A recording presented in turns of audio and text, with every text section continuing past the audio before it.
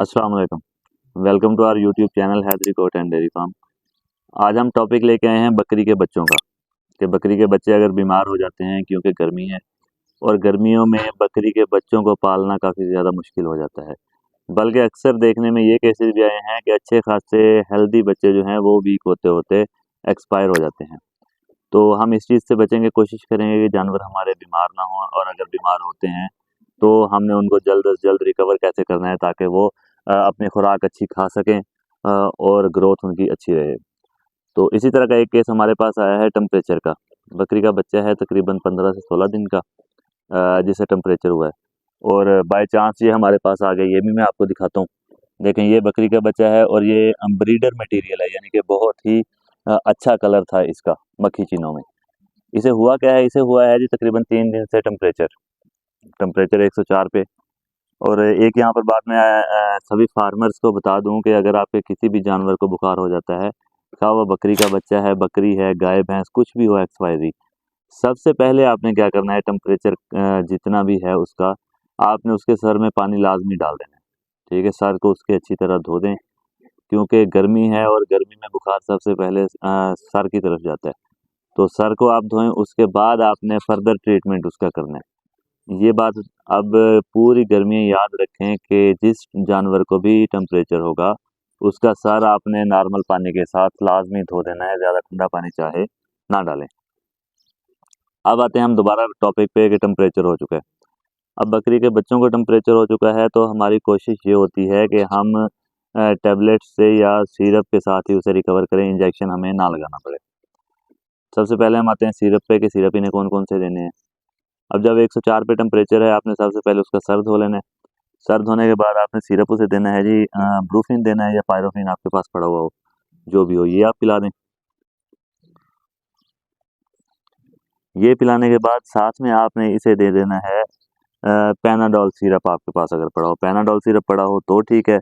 अगर पैरासीटामोल आपके पास आ जाए, दोनों में से जो भी हो, पैनाडोल इस टाइम मेरे पास नहीं पड़ा हुआ, पैरासीटामोल आपके पास हो, पैनाडोल हो, जो भी हो, ये सिरप आपने देने हैं।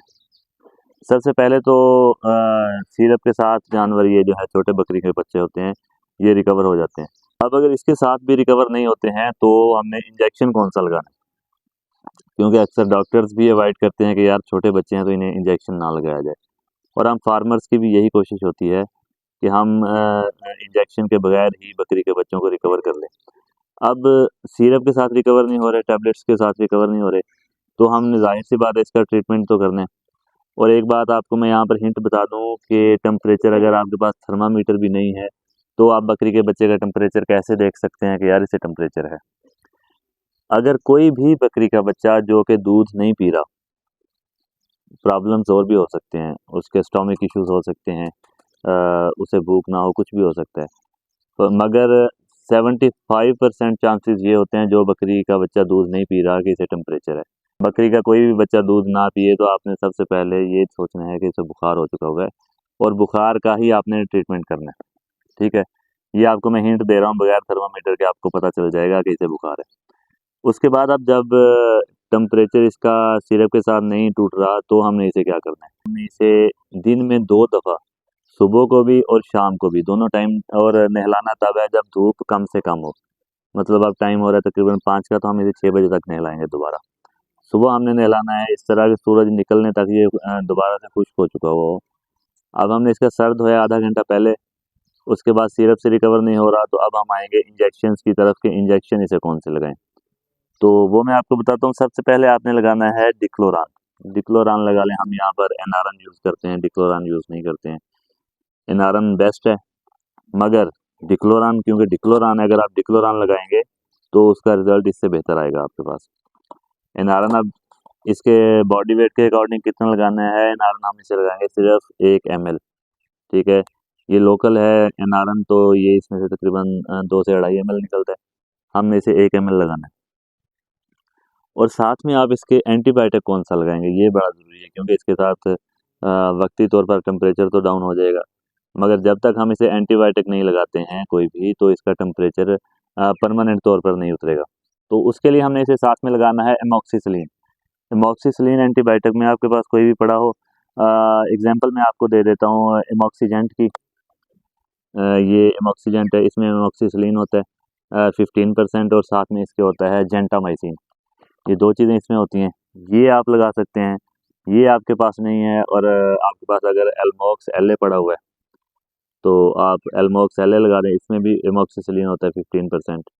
तो इन दोनों में से या और आपके पास एमॉक्सिसिलिन में कोई भी इंजेक्शन पड़ा हुआ हो तो साथ में आपने वो लगाना है। वो कितना लगाना है दोबारा सुन लें। आपने डिक्लोरान लगाना है 1 ml।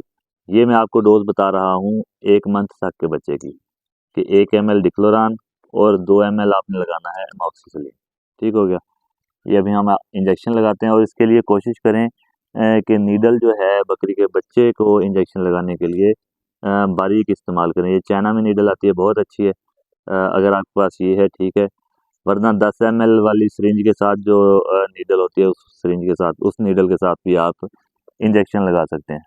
हाँ जी, पहले हम इसमें भरेंगे जी एमॉक्सिसिलिन 2 ml ये लगाएंगे,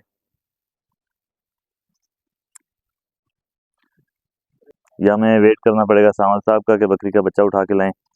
और जाहिर सी बात है, वो कहता है कि जी अब हम मुझे यूट्यूब पे लोग जानते हैं, तो नखरे बढ़ चुके हुए हैं उसके उसके नखरे भी बर्दाश्त करने पड़ते हैं। अब इंजेक्शन भरा हुआ है, उसका वेट करते हैं, जैसे भी होता है तो इंजेक्शन लगाते हैं।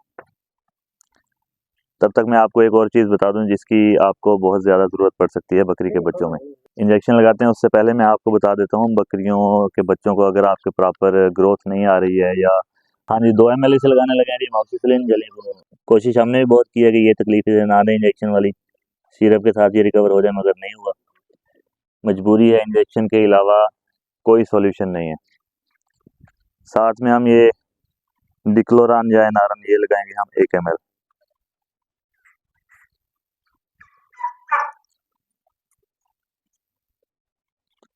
अच्छा, ये चाइना की नीडल जो है इसका ये फायदा होता है, छोड़ दे। हाँ, अब इसे देख लें कि उसे फील भी नहीं हुआ कि इंजेक्शन लग चुके हुए हैं उसे।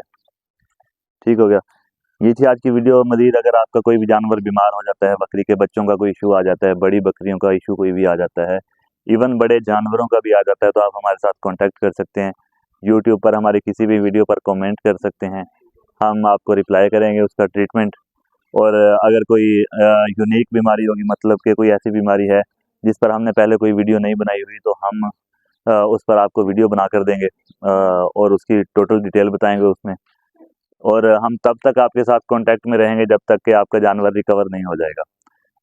इसके अलावा हम आपको व्हाट्सएप नंबर देते हैं, आप अर्जेंट बेसिस पे अगर कोई जानवर आपका बीमार हो जाता है और डॉक्टर अवेलेबल नहीं है तो आप हमारे साथ व्हाट्सएप पे कांटेक्ट कर सकते हैं। नंबर आपको स्क्रीन पर नज़र आ रहा है 030678399907। इस नंबर पर आप किसी भी वक्त व्हाट्सएप पर हमारे साथ कांटेक्ट कर सकते हैं, हम आपको ट्रीटमेंट बताएंगे। मज़ीद ट्रीटमेंट सीखने के लिए और समझने के लिए हमारा चैनल सब्सक्राइब कर लें। इंशाल्लाह मिलते हैं अगली वीडियो में, तब तक के लिए अपना और अपने जानवरों का बहुत सारा रखिएगा ख्याल।